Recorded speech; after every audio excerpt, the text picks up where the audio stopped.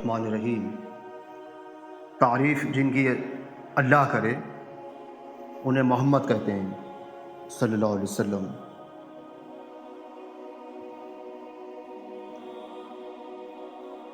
ہمارے آپ کے آقا احمد مجتبیٰ محمد مصطفیٰ سرکار دو عالم صلی اللہ علیہ وسلم نے ارشاد فرمایا، صدقہ رب کے غصے کو بجھا دیتا ہے اور بری موت سے بچاتا ہے۔ صدقہ۔ آقا نے ارشاد فرمایا، تم میں سب سے زیادہ عزیز مجھے وہ شخص ہے جس کے عادات و اخلاق سب سے عمدہ ہوں۔ آقا نے ارشاد فرمایا، مومن کو کوئی تکلیف نہیں پہنچتی، نہ تھکاوٹ، نہ بیماری، نہ غم، یہاں تک کہ کوئی فکر بھی جو اسے فکر مند کر دے، مگر اس کے بدلے اس کے گناہوں کو مٹا دیا جاتا ہے۔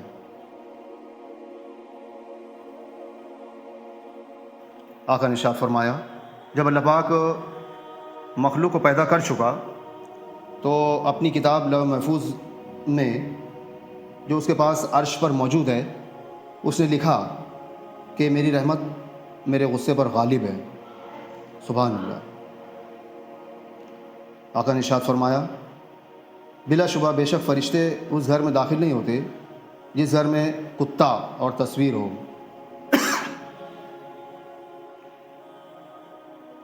مزید ارشاد فرمایا، بہت سی عورتیں جو دنیا میں باریک کپڑا پہننے والی ہیں وہ آخرت میں ننگی ہوں گی۔ بالغہ عورت کی نماز بغیر دوپٹے اوڑھنی کے اللہ پاک قبول نہیں کرتا۔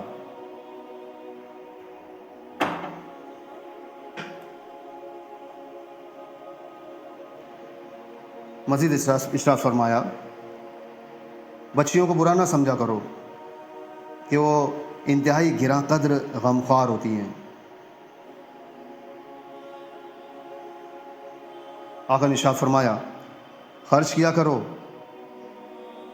گن گن کے نہ رکھو تاکہ تمہیں بھی گن کے نہ ملے، اور جوڑ کے نہ رکھو تاکہ تم سے بھی اللہ پاک اپنی نعمتوں کو نہ چھپا لے۔ آقا نے ارشاد فرمایا، جب مکھی کسی کے پینے یا کھانے کی چیز میں گر جائے تو اسے ڈبو دے اور پھر نکال کر پھینک دے، کیونکہ اس کے ایک پر میں بیماری ہے اور اس کے دوسرے پر میں شفا ہوتی ہے۔ بخاری شریف کی روایت ہے۔ جب بندے کے گناہ بڑھ جاتے ہیں اور کوئی چیز نہیں ہوتی جو اس کا کفارہ بنے تو اللہ پاک اس پر غم مسلط کر دیتا ہے تاکہ وہ اس کا کفارہ بن جائے۔ سبحان اللہ۔ حضرت عمرو بن عاص روایت کرتے ہیں، میں نے ہمارے آقا جناب رسول اللہ صلی اللہ علیہ وسلم سے پوچھا، اے اللہ کے رسول، مردوں میں سے آپ کو سب سے زیادہ کون محبوب ہے؟ آقا نے ارشاد فرمایا، ابو بکر۔ میں نے پوچھا، اس کے بعد کون؟ تو آقا نے ارشاد فرمایا، عمر بن خطاب۔ آقا نے ارشاد فرمایا، جس نے نماز چھوڑ دی اس نے کفر کیا۔ کفر اور ایمان کے درمیان فرق کرنے والی چیز نماز کا ترک کرنا ہے۔ بے شک آدمی اور شرک و کفر کے درمیان فاصلہ مٹانے والا عمل نماز کا ترک کرنا ہے۔ آقا نے ارشاد فرمایا، کثرت سے لا حول ولا قوت الا باللہ پڑھا کرو، کیونکہ یہ جنت کے خزانوں میں سے خزانہ ہے۔ آقا نے ارشاد فرمایا، جو مجھ پر درود پڑھنا بھول گیا وہ جنت کا راستہ بھول گیا۔ آقا نے ارشاد فرمایا، اگر کوئی شخص تمہاری اجازت کے بغیر تمہیں جب کہ تم گھر کے اندر ہو جھانک کر دیکھے اور تم اسے کنکر مار دو، تم اسے کنکر ہی مار دو جس سے اس کی آنکھ پھوٹ جائے تو تم پر کوئی گناہ نہیں ہے۔ اللہ اکبر۔ اتنا بڑا گناہ ہے بغیر اجازت کے گھر میں جھانکنا کسی کے۔ شوہر کے ماں باپ کی خدمت بیوی کے ذمہ نہیں، لیکن اگر بیوی سعادت سمجھتے ہوئے ان کی خدمت سر انجام دیتی رہے تو اللہ پاک کی طرف سے بیوی کو اتنا صلہ اور اجر ملتا ہے کہ اس کی آنے والی نسلیں تک संवर जाती है।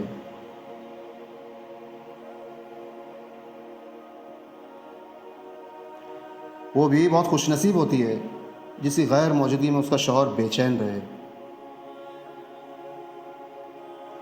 किसी की बच्ची को जब अपने घर ले आएँ तो याद रखें कि शादी करके ही लाए हैं, ख़रीद कर नहीं, कि जैसा मर्ज़ी सलूक किया जाए वो आपके अच्छे सलूक और इज़्ज़त की हक़दार होती है। शेर खुदा हज़रत अली मुर्तज़ा रज़ियल्लाहु अन्हु ने इरशाद फरमाया, जब दुआ करते वक्त तुम्हारी आँखों से आंसू आने लगे तो समझ जाना तुम्हारी दुआ बारगाह इलाही में कबूल हो चुकी है। और फिर मैंने लोगों से ज़्यादा अपने अल्लाह को राज़ी करना मुनासिब समझा।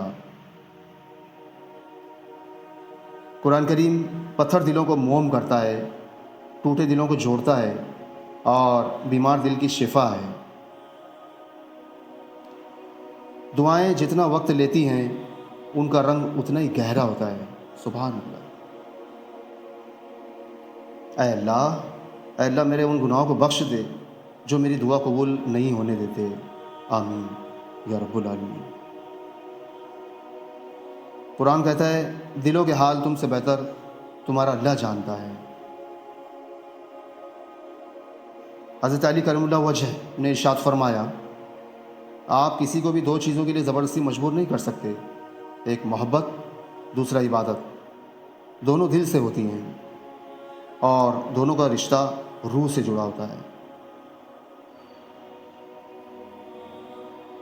शेर खुदा का इरशाद है, किसी का दिल तोड़ने से पहले ये बात ज़रूर सोचें कि बंदे की माफ़ी बंदा ही देता है, अल्लाह नहीं। शेर खुदा का इरशाद है, लोग जितना भी दिल दुखाएं ये याद रखा करें कि जब अल्लाह के बंदे हमें तोड़ते हैं तो उनका तोड़ना हमें अल्लाह से जोड़ता है। प्यारे आका ने इरशाद फरमाया, हज़रत जिब्रील अलैहिस्सलाम ने फरमाया, हम इंसान के सब अमाल का वज़न करेंगे मगर रोने का नहीं, क्योंकि अल्लाह पाक एक आंसू से जहन्नुम में आग के कई समंदर बुझा देंगे। अल्लाहु अकबर।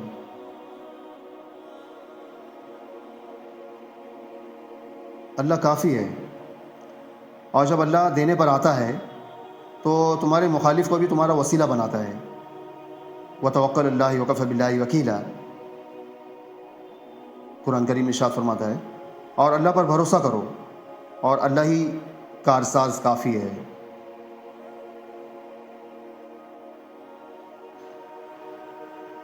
आज अगर ज़िंदगी मुश्किल है तो कल की आसानी का वादा भी अल्लाह पाक ने किया है। अल्लाह से मांगो, खूब मांगो, वो तुम्हें बहुत जल्द उम्मीद से बढ़कर नवाजेगा इंशाअल्लाह। सूरह यूसुफ मिसाल है, कुछ चीज़ें लम्हों में नहीं दी जाती, वो अक्सर सदियों में तुम्हारे हिस्से में लिखी जाती है।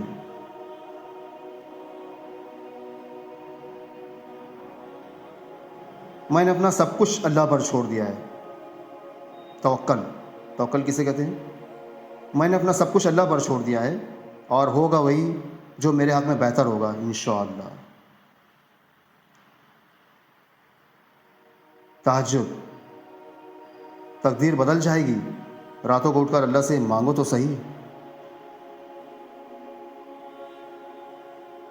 तहज्जुद का सजदा, यूं ही तो नहीं पा लिया तहज्जुद का सजदा तुमने, कुछ तो ऐसा है इम्पॉसिबल जो तुम्हारे लिए पॉसिबल होने वाला होगा। अगर तहज्जुद में सूरह यासीन पढ़ के दुआ मांगी जाए तो वो दुआ भी इंशाअल्लाह पाक कबूल होगी, क्योंकि ऐसे 3 दिल मिलते हैं, रात का दिल, कुरान करीम का दिल और इंसान का दिल। और जब ये तीनों दिलों का मिलना हो जाता है तो अल्लाह पाक की बारगाह में कबूलियत का सबब बन जाता है। माशाअल्लाह। तहज्जुद की ताकत, जब रात के आखिरी पहर अल्लाह पाक तुम्हें खुद चुनता है تہجد پڑھنے کے لیے، تو پھر سوچو وہ تمہیں خالی ہاتھ کیسے لوٹائے گا۔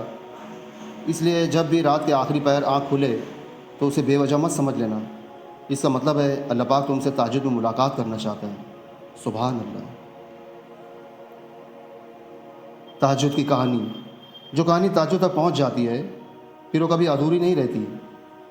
چاہت سے نصیب تک کا جو فاصلہ ہے وہ بس ایک دعا ہے۔ تہجد میں بہنے والا ہر آنسو اللہ پاک سے کن کہنے کی سفارش کرتا ہے۔ تہجد کی نماز کیوں پڑھنی چاہیے؟ کیوں پڑھنی چاہیے؟ ناممکن کا ممکن میں ہو جانا، اللہ پاک کا فیورٹ بننا، اللہ کے قریب ہو جانا۔ تہجد کی نماز سے انسان دنیا کی محبت سے بچتا ہے۔ تہجد اللہ کی لاڈلی عبادت ہے، تو سوچو پڑھنے والا اللہ پاک کا کتنا لاڈلا ہوگا۔